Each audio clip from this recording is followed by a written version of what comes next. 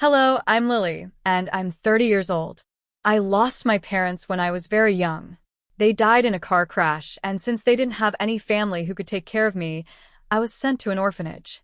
I stayed there for about 5 years until I was adopted. My adoptive parents turned out to be billionaires, so my life became pretty comfortable and happy after that. They didn't want my adoption to be a big deal, so they kept it private. They prefer to do good things quietly, without making a fuss.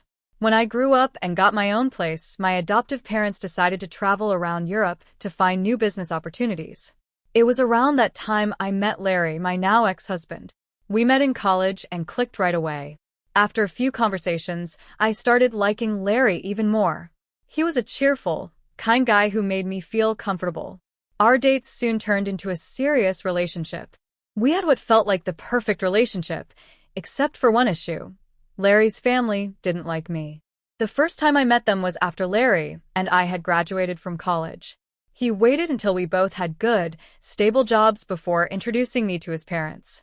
Larry had warned me that his family could be a bit judgmental when it came to the people their children dated, so I tried my best to make a good impression. I was really nervous when I finally met them. By then, Larry and I had been dating for about 6 years, and we were already engaged. I had a feeling that this might be a problem for his parents since they hadn't known me while I was just his girlfriend. I remember the day before we were going to meet Larry's parents. I was really nervous. "They're going to hate me, Larry," I said, feeling anxious. "They won't, I promise," Larry reassured me. "Don't you think they'll be shocked to find out we're engaged?" I asked.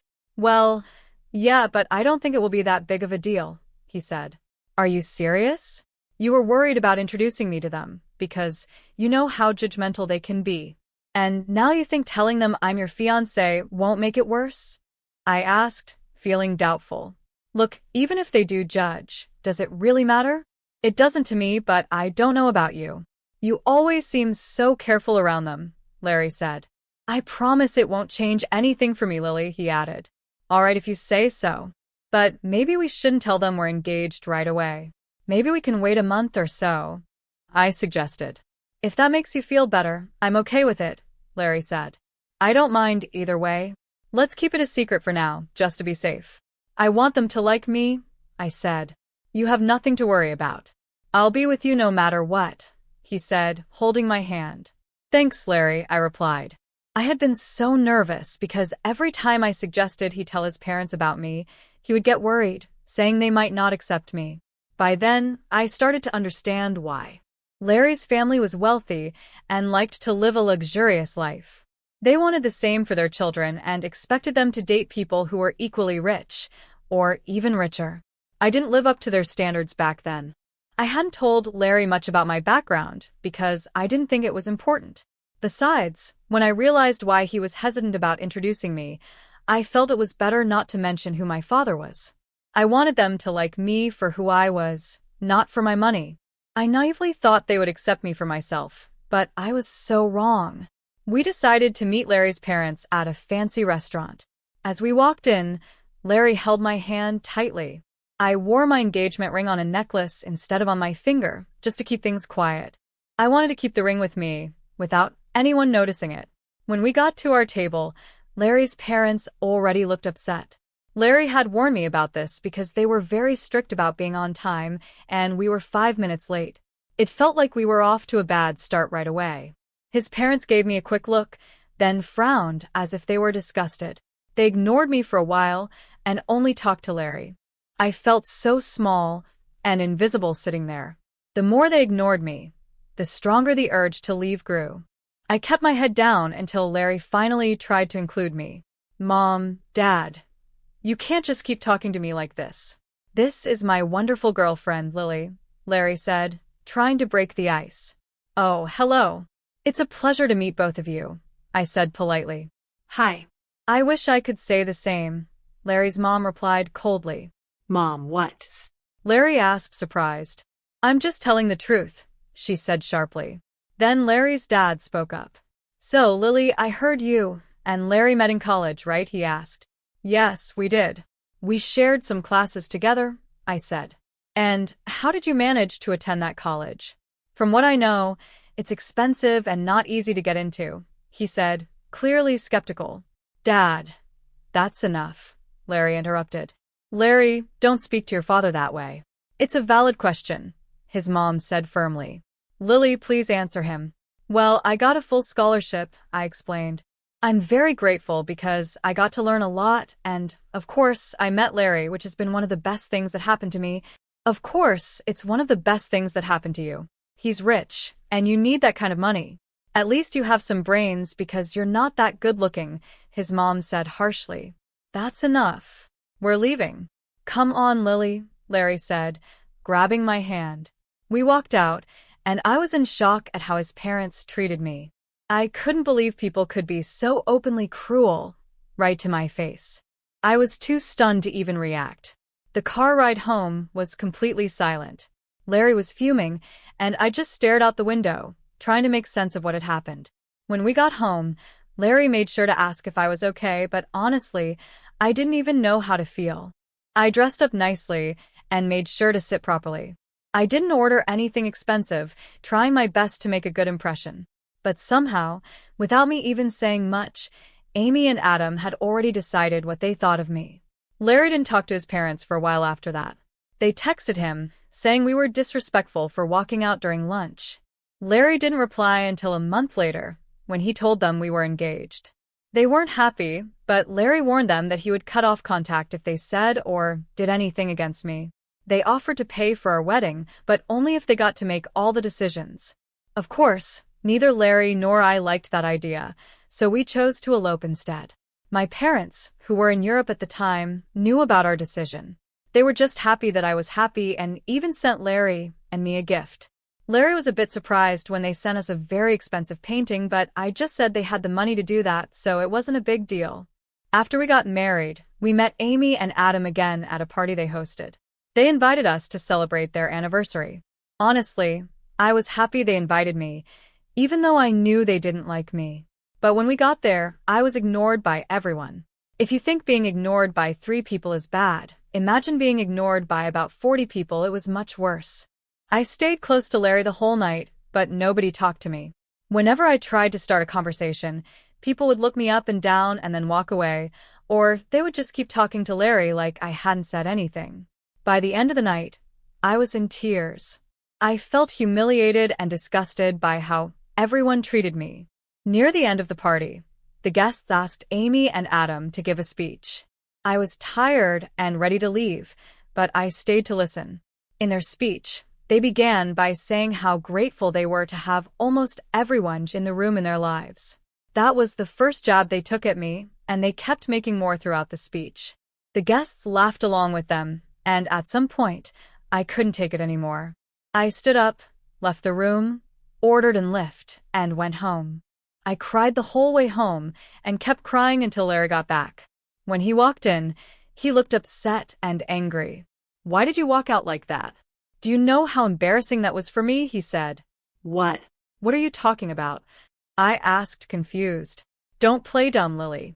My parents yelled at me, and a lot of the guests felt sorry for me because I'm with you, he said sharply. "Are you serious? What about how embarrassing it was for me?" I replied, feeling hurt. "Come on, Lily. You could have put up with it for one night. It was my parents' anniversary, for God's sake," he said. "I was ignored by everyone, and your parents made fun of me in their speech. How do you expect me to be okay with that?" I said. "I'm not saying they were right, but you could have just dealt with it." "I would have talked to them later," Larry said. "What would that have done for me? I don't like being put in situations where I'm just humiliated." Everyone was laughing at me. "You've never had to feel that way, so it's easy for you to say it's no big deal," I said. "My parents expect an apology from you, and I want one too," he said firmly.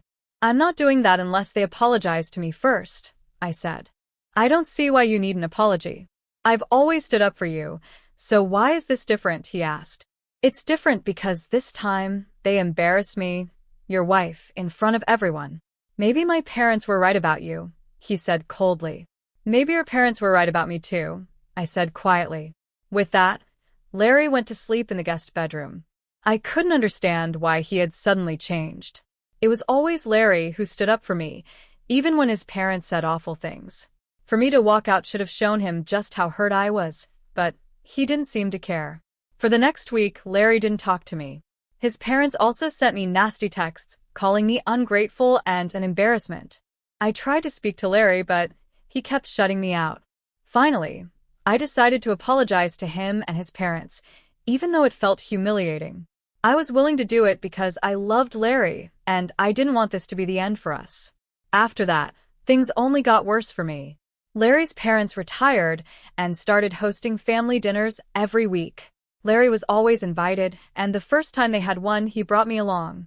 As soon as I stepped inside their house, the mood in the room became tense.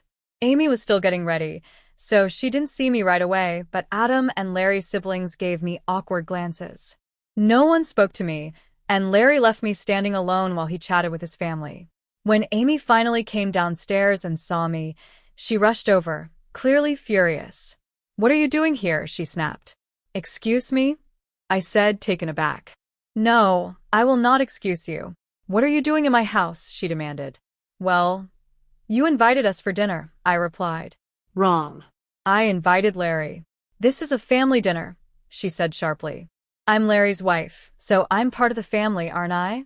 I asked, trying to stay calm. "Absolutely not. An orphan like you doesn't belong in this family," she said, her voice full of disdain. "What? You can't seriously think that's a reason to exclude me," I said, shocked.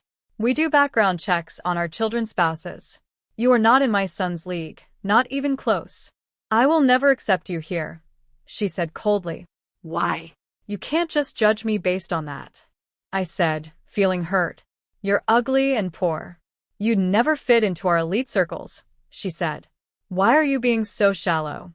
Are you really that worried I'll hurt your reputation just by being here? Doesn't the fact that I make your son happy matter to you?" I asked, struggling to hold back my emotions. "If happiness made money, everyone would be rich," she scoffed. "That's exactly why you'll never fit in with us. Or maybe I'll never be as shallow as you are, because I care about who a person really is." "You didn't even try to get to know me before judging me," I said.